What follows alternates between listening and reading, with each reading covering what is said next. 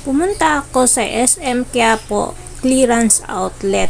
Tara at itutour ko kayo. After almost years dahil sa pandemic, ngayon lang uli ako nakabalik dito. Pala ang SM na paborito kong pag-shoppingan before.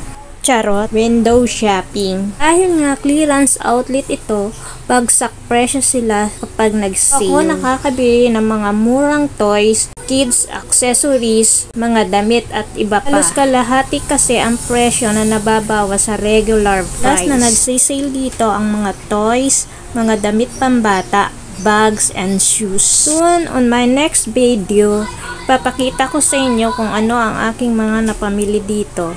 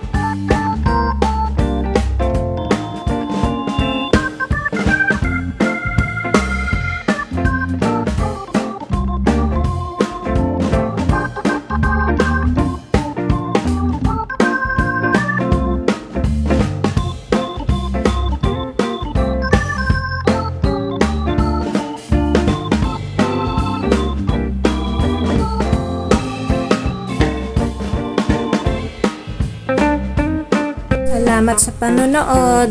Like, share, and subscribe.